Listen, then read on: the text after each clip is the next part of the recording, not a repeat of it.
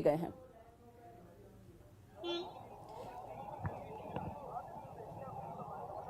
बिल्कुल बिल्कुल पूजा, ये बताना भी जरूरी है क्योंकि व्यवस्था पूरी चाक चौबंद की गई। अगर आप मेरे ठीक पीछे देखेंगे तो यहाँ पर बड़ी संख्या में यहाँ पर जो लाइन भी नजर आएगी। आप यहाँ देखिए, जिनको पूरा इस पूरी जगह की निगरानी भी करनी है बीजेपी और कांग्रेस के तमाम कार्यकर्ता। आपसे कुछ देर पहले यहाँ पर नारे भी लग रहे थे जय श्री राम के, और साथ में आप देखेंगे तो सुरक्षा के इंतजाम भी दूर तरफ आपको नजर आएंगे।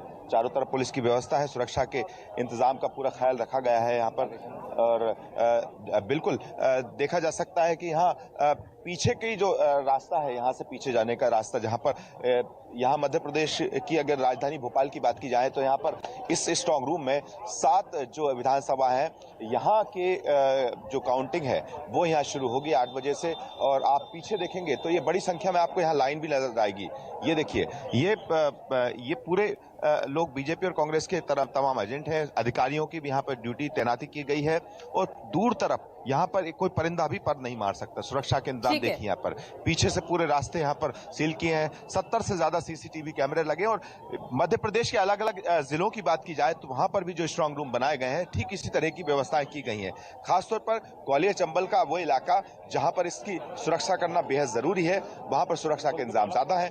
यही वजह है कि आपको बता दें, और पूजा इस बात को भी यहाँ पर ध्यान रखना होगा कि सुरक्षा के साथ साथ नजर इस बात पर जरूर रहेगी क्योंकि 2 बड़े चेहरे जो बात की जाए तो एक तो शिवराज सिंह चौहान और दूसरा कमलनाथ। राजनीतिक तौर पर आज न सिर्फ प्रत्याशियों की किस्मत का फैसला होगा बल्कि ये भी तय होगा क्योंकि शिवराज सिंह चौहान की भूमिका क्या रहेगी अगर बीजेपी यहाँ पर जीतती है तो। क्योंकि इस बार जो बीजेपी ने चुनाव लड़ा वो प्रधानमंत्री नरेंद्र मोदी के चेहरे पर चुनाव लड़ा। पीएम के मन में मोदी और एमपी के मन में मोदी, इस स्लोगन के साथ चुनाव लड़ा। तो जाहिर सी बात है कि स्लोगन के बीच में अगर देखा जाए तो कमलनाथ का भी राजनीतिक भविष्य यहाँ पर छिपा हुआ है। क्योंकि कमलनाथ ये जो पारी खेल रहे हैं, इससे लगता है कि इस पारी में कमलनाथ के साथ यह है कि 2018 में जो परिणाम आए थे, उन्होंने कमलनाथ को मध्य प्रदेश में एक बड़ा कद भी दिया था और एक बड़ा मौका भी दिया था। और इस मौके के साथ साथ ये भी कहा था कि इस बार अगर जो नतीजे आते हैं उसमें यह भी तय हो जाएगा कि कमलनाथ का राजनीतिक भविष्य क्या होगा। मध्य प्रदेश के 230 विधानसभा सीटों पर किस्मत की पेटी है आज, चाहे यहाँ पर हम शिवराज के लिए कहें या फिर कमलनाथ के लिए कहें।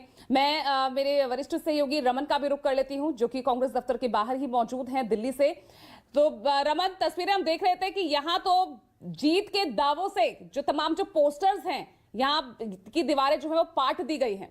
जश्न मन रहा है, ढोल नगाड़े बज रहे हैं, तमाम कार्यकर्ता कांग्रेस ऑफिस में जुट गए हैं। आप क्या तस्वीर देख रहे हैं? क्योंकि वाकई कांग्रेस के लिए तो ये एक बहुत बड़ा कमबैक होगा अगर एग्जिट पोल एग्जैक्ट साबित हो जाएगा तो।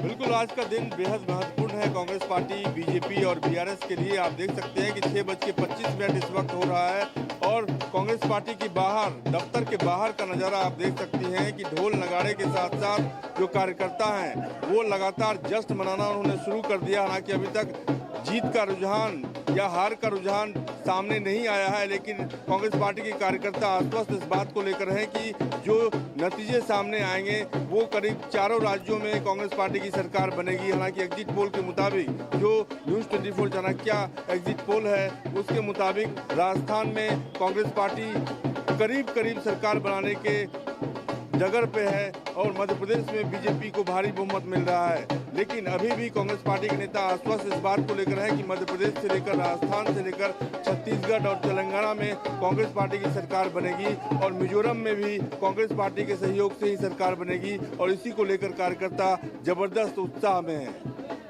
बिल्कुल जबरदस्त उत्साह दिख रहा है और वो तस्वीरों में हम देख भी सकते हैं। केजे का मैं वापस रुक कर लेती हूँ। केजे, अब क्या तस्वीर देख रहे हैं और इस बार ये राजस्थान का चुनाव किस तरह से आप देख रहे हैं? क्योंकि हम लगातार चर्चा कर रहे थे, क्लोज फाइट यहां पर दिख रही थी, तमाम चीजें यहां पर रेवड़ी मुद्दे तमाम चीजों पर घेरा गया। लेकिन अब इस बार किस तरह से जीत किसकी देख रहे हैं? रेवड़ियों की, मुद्दों की या चेहरों की?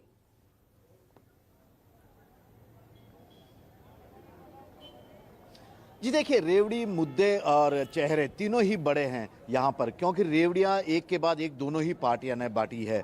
कांग्रेस ने जब 500 रुपए में गैस सिलेंडर देने की बात की है, बीजेपी ने 450 का उसे अनाउंस कर दिया। महिलाओं के लिए दोनों पक्षों की तरफ से बात की गई है। अब चेहरे की बात की जाए तो अशोक गहलोत वर्सेस नरेंद्र मोदी के बीच में चुनाव है। अशोक गहलोत की सरकार वर्सेस केंद्र की 9-9.5 साल की सरकार की वर्सेस चुनाव है। तो यहाँ पर किस तरह से जनता का रुख सामने आएगा? सबसे पहले यहाँ पर पोस्टल बैलेट की, यानी कि सर्विस वोटर जो है उनके वोट की गिनती होगी। और ये ओपीएस का जो मुद्दा है वो कांग्रेस को लगता है कि सर्विस वोटर की जब गिनती शुरू होगी उसमें पता लग जाएगा कि किस तरह का जनता का माहौल है।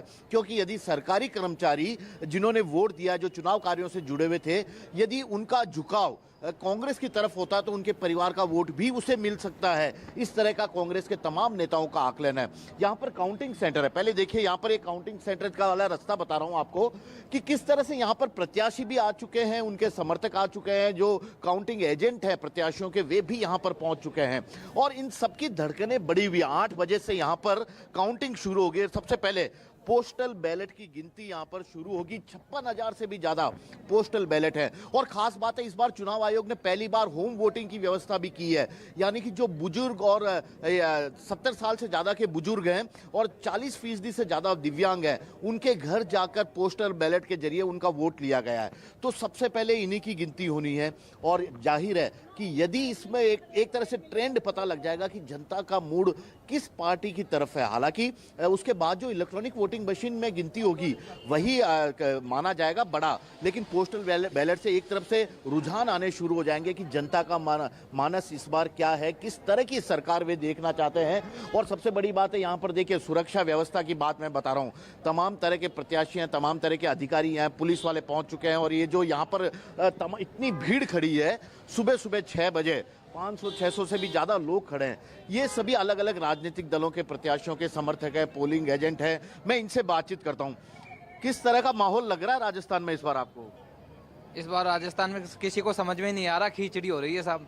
आपको भी यही लग रहा है? यही लग रहा है। तो आपने भी वोट दिया, किन मुद्दों के आधार पर दिया ये बता दीजिए। हम तो विराटनगर विधानसभा से हैं, जो एएसपी को वोट दिया है हमने। तो अच्छा, ये देखिए एएसपी को वोट। आप भाई साहब किस तरह का माहौल है? हम साहब फागी दूदू विधानसभा से आए हैं। इतनी दूर से? हाँ जी साहब, हमारा विकास के दम पर वोट दिए। आप सभी हमारे साथ बने रहिएगा। फिलहाल एक वक्त छोटे से ब्रेक का हो चुका है, लेकिन सबसे पहले रुझान सबसे तेज न्यूज़ 24 पर बने रहेगा। लगातार कवरेज जारी है।